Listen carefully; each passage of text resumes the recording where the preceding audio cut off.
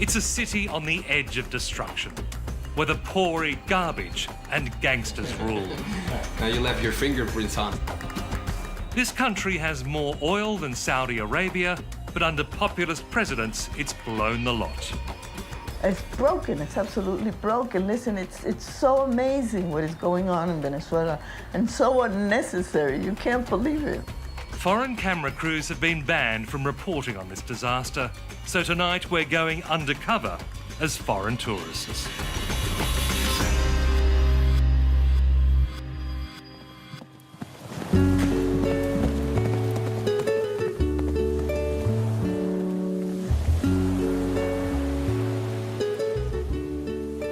Our secret journey starts on the resort island of Isla Margarita.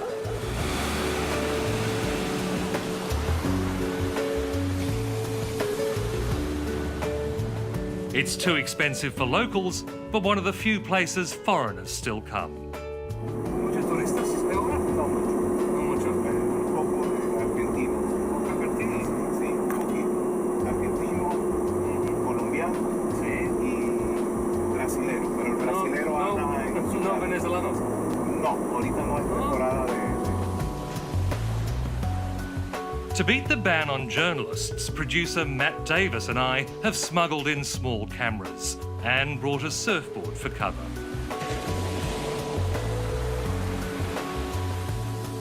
For the next week, we'll be risking arrest as we try to film what the government wants to hide. It doesn't take long to see how absurd this once oil-rich economy has become. Now, the first thing you do when you come to a place like this, of course, is change money. But nobody goes to a bank for that, because today's official exchange rate is about 1/5 the black market rate. So I'm off to see a guy who's been recommended by a guy to change $400 US. He suggested I bring a big bag.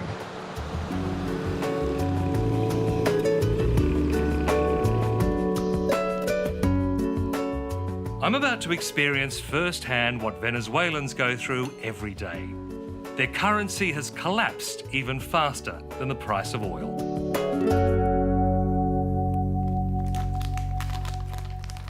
So when you hand over 4 $100 notes, you get more than 1 million bolivars, which is what the local currency is called. And in socialist Venezuela, a bolivar really is worth not much more than the paper it's printed on.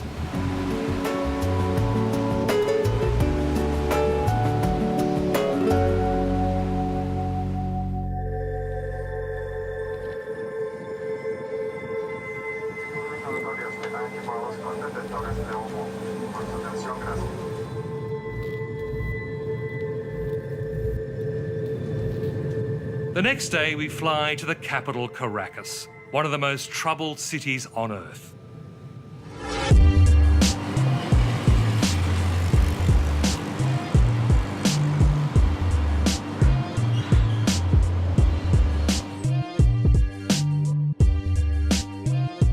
This crowded metropolis of 5 million people once had all the trappings of a rich petro-state. Petrol is still cheap, you can fill your car for less than $1. What people can't afford is food or medicine. They have to queue for government handouts.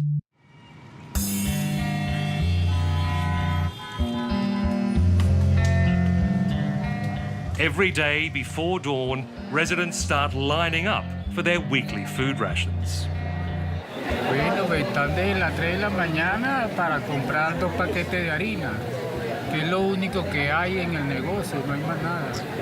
¿Quién es culpable? Bueno, el gobierno es culpable, porque el gobierno tiene los dólares del pueblo. These queues have often turned into riots. Police and soldiers now guard food stores. Many supermarket shelves are empty. Claro, ellos también en su gobierno comen y todo, mientras el pueblo está ganándose cola desde las 3 de la mañana, por lo menos madres con niños como soy yo, desde las 3 2 de la mañana para poder conseguir un pañal para un niño que no se consigue, un alimento para un niño. ¿Cómo es la vida en Venezuela ahora? Muy difícil, bastante difícil.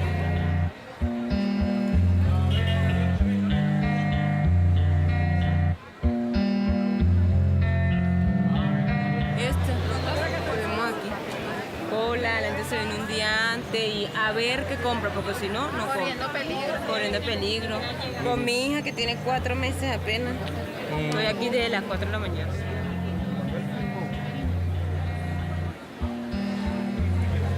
¿Hay una solución para esto? Claro que hay una solución. Bueno, que cambie todo el sistema. Que el sistema cambie porque no puede ser así. It's hard to imagine this was once seen as a model of socialist success. Damos la bienvenida al comandante presidente Hugo Chávez. In 1998, Venezuelans elected a firebrand former army colonel to build a new, fairer society. Hugo Chavez lavished oil money on the poor and nationalized private companies. La sociedad futura, en la sociedad capitalista. ¿Qué es lo que reina? La desigualdad. La desigualdad más irracional, salvaje. Y por tanto la injusticia. Y por tanto la violencia social. La explotación del hombre por el hombre, como decía Carlos Marx. El reino de Dios aquí en la tierra es el socialismo. As his popularity grew, so did his power. When I was last here in 2009, the army, police, even the courts had come under his direct political control. This was not a regime sustained on rational discourses. This was a regime that was standing on charisma, and a very strong, charismatic leader with a lot of money, you know? But the money started running out. Chavez destroyed the market economy, leaving the country entirely dependent on oil, an industry the socialists proved incapable of managing. Margarita Lopez Maya has been chronicling her country's rise and fall. Venezuela today has the biggest reserves of oil in the world. But the problem that has been that during the Chavez era, the company has deteriorated seriously, especially in the last years. And we are reducing our oil production. And they've killed the golden goose. They have killed the golden goose.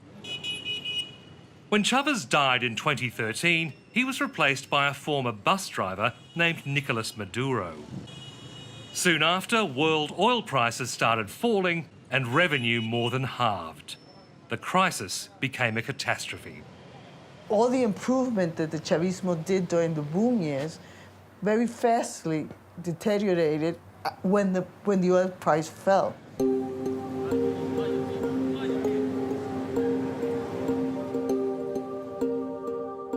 We head out to what was once the heartland of the revolution, the slums that surround Caracas.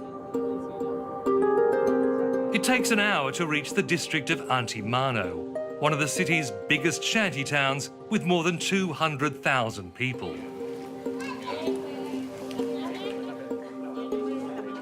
The poorest live at the very top of the hills.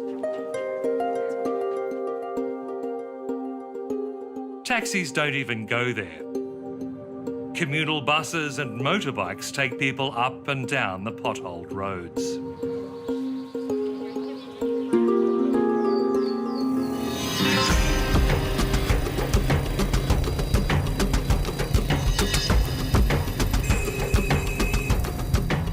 Leon Guerrero scratches a living ferrying neighbours to one of the highest areas, where he lives with his wife Andre and 3 children. No, difícil porque, coño, uno no medio come. 1 o 2 veces al día se cansa. Porque, coño, no hay nada, se me pone... A veces ella me ayuda, que sale a trabajar y vaina, y yo también trabajo y así, pues. Pero demasiado difícil. Todos los días la vaina está más difícil, más que a veces me siento asfixiado porque coño. Porque ya ni la gente quiere agarrar ya mototaxi mucho por lo mismo, por la situación tan arrecha. La gente en los barrios todavía apoya la revolución. Ahorita, no. ¿No? La mayoría no. No están de acuerdo con ese presidente ya la mayoría de gente. Ahí no quieren sacar, pero como el tipo, hay que estar con él a juro, que ni siquiera ni deja que voten ni nada, porque él sabe que va a perder.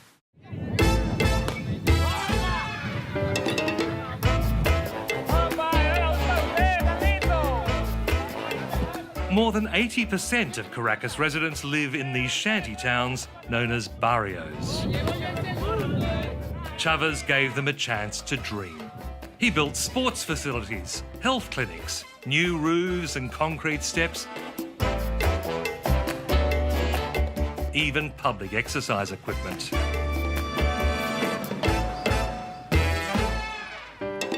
People still speak fondly of him.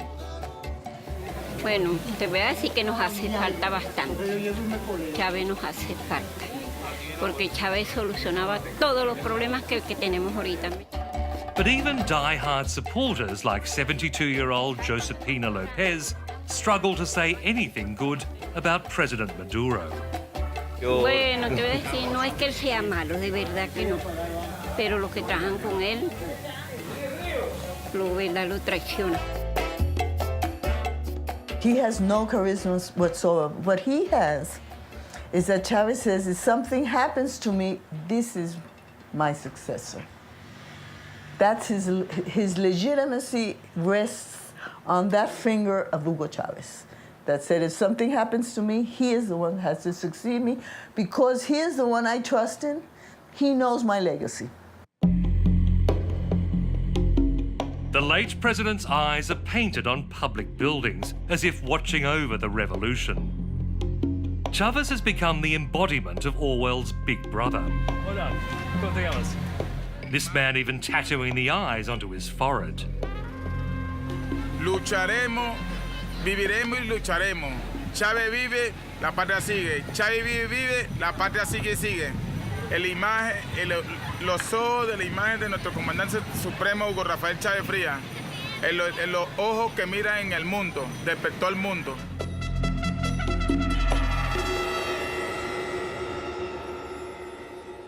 And that is Venezuela's conundrum. People clinging to a dream as it becomes a nightmare. When I was last here, there was a real fervour in the barrios for what Chavez was doing and a hope that things would get better. Now, today it's much more muted, but the government still has strong support here where most of the population lives. They remember how bad the Conservatives were when they ruled Venezuela and how they neglected these slums. So as bad as things are, many still prefer the devil they know to the devil they don't. Leon Guerrero has no time for politics. He's too consumed with trying to make enough from his motorcycle to feed his family.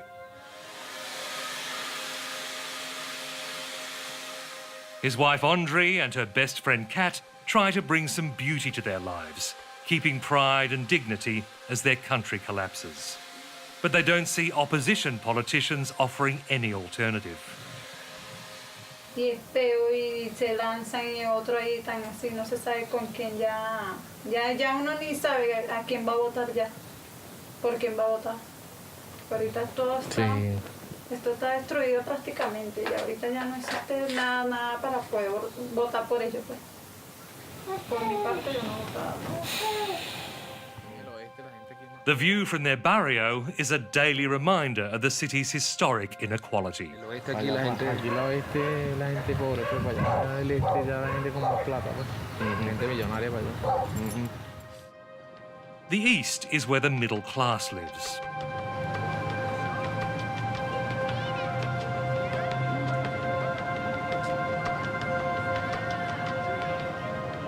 It's also where you find most of the opposition parties, hunkered down behind tight security.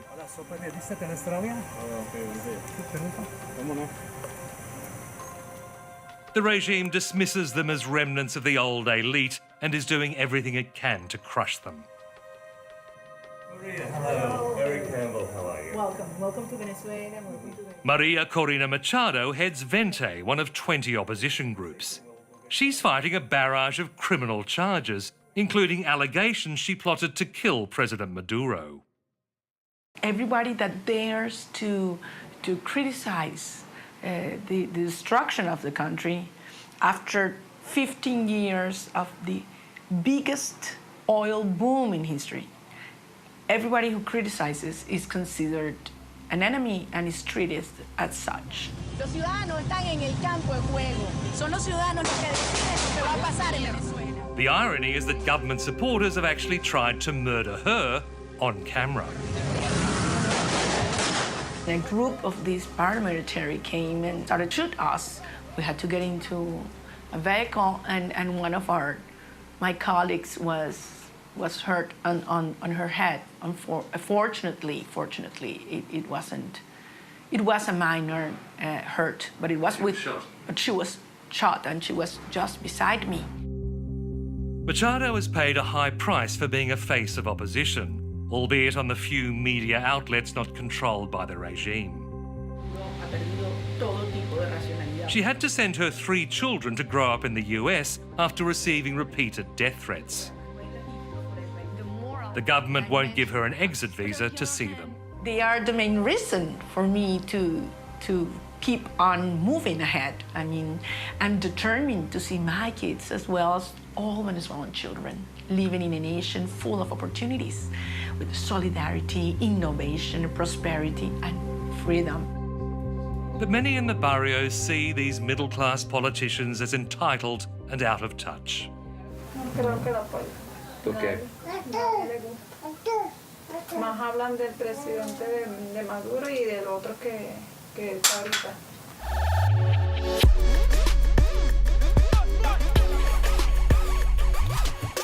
You can still see glimpses of the old wealth that once divided Caracas into haves and have-nots.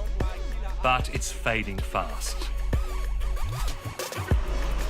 The revolution really is creating a more equal society in which almost everyone is poor. The economy shrank more than 10% last year. Prices rose by 800%. It just has gone worse. Now they say something that had never happened in the 20th century Venezuela, is that the extreme poverty is growing faster than poverty, which is something that never happened, that we know of it since we had official numbers had never happened. In the city centre, you see people queuing for day work on construction sites or scavenging for food. And everyone lives in fear of violence. The economic collapse has caused an explosion in crime. Caracas has close to 4,000 murders a year.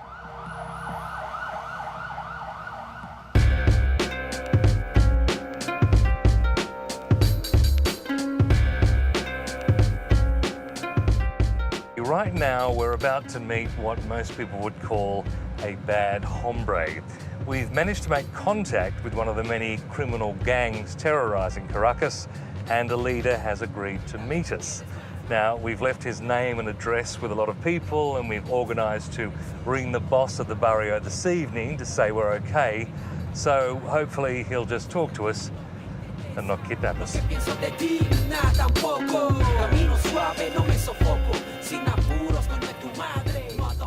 We're led up some stairs, then taken at gunpoint to a holding cell where the gang keeps its victims. There are 6 young men and 2 women, all heavily armed. I begin by asking the leader what kind of work they do.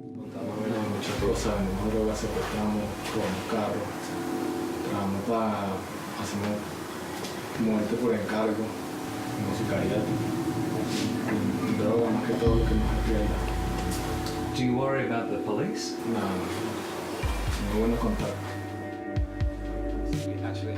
They proudly show me some of their weapons from the US, Brazil and Austria. After taking out the bullets, he hands me his pistol. You know, I haven't held one of these before. It's my first time. que le dejó las huellas y que tiene mucho tiempo. Now you left your fingerprints on, he jokes. Oh no, I'm in trouble a bit late. Yeah. He tells me business is good. Por mi parte yo vivo mejor que antes, pero la gente de la ciudad, yo veo que todo el mundo cada día vive peor. El año pasado fue una muestra de que el peor año de Venezuela, todo no sé por qué, por la economía, qué sé yo, porque todo tan mal, que yo no, en mi caso no. I want to ask about the morality of what they do, but with so many guns I don't dare. Instead, I ask if he planned to become a gangster when he was a kid. Siempre me llamaron la atención las pistolas y nunca tuve la mentalidad de hacer daño a nadie, pero las calles y los problemas me hicieron cambiar la mentalidad. Y desde los 13 ya cambié la mentalidad.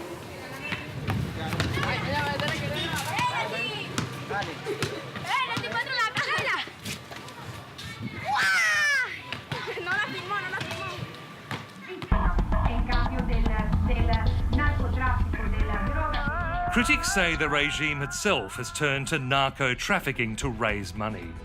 On our fifth day in Caracas, the US slapped sanctions on the vice president, Tareq el-Aissami, calling him a drug kingpin.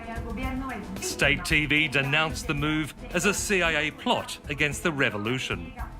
Venezuela va a activar todos los mecanismos legales, diplomáticos, políticos, nacionales e internacionales y en los propios Estados Unidos para contrarrestar, para desmontar esta infamia. Solo sé que soy Sinatra, cobijado en el town, conectado con todos mis chakras. El mismo es caricuao que a muy poco viene cae. De la regla en mi franela con orgullo mi compadre. Oye la voz activa de una... Everyone here is looking for escape. For some, it's retreating into an extremity of their own making. Uno de miles que ha sido subestimado por quienes piden devolver un apoyo que no me han dado. Por eso escucho el consejo de mi mamá y mi abuela. Caracas's annual Tattoo Expo is the biggest in Latin America and one of the most intense. Piensan que Sinatra se va a rendir. A lo que Simba se cuestiona mis acciones cuando debe preocuparse de curar sus adicciones.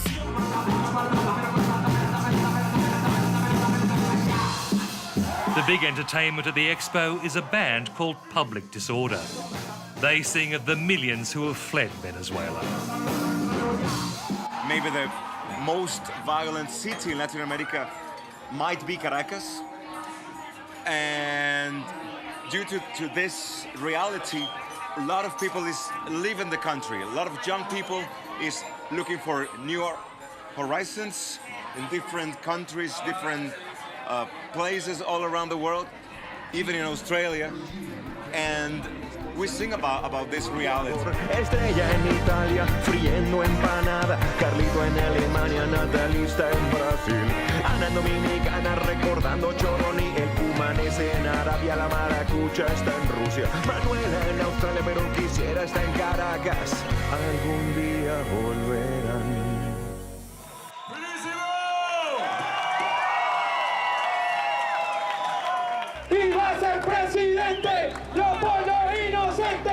Some choose to stay in Venezuela and fight for change. On our last day in Caracas, the opposition staged demonstrations across the city.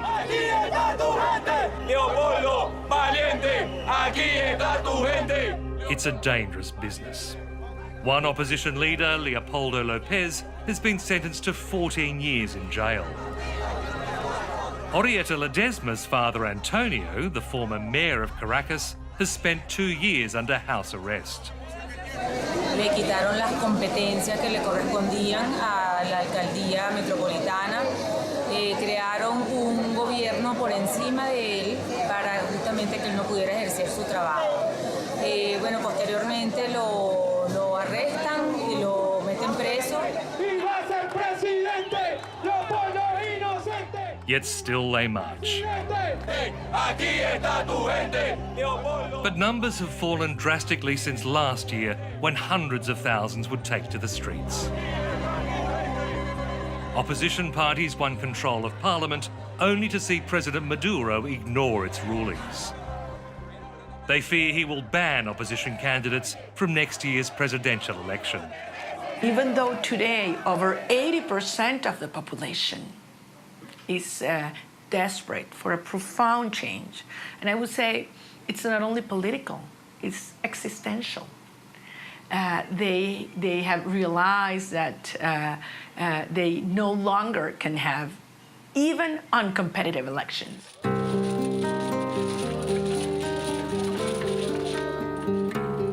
Having chosen a populist saviour, Venezuelans are finding it impossible to shake his legacy. And some say it's a warning to the world. When I look at Trump, this is populism.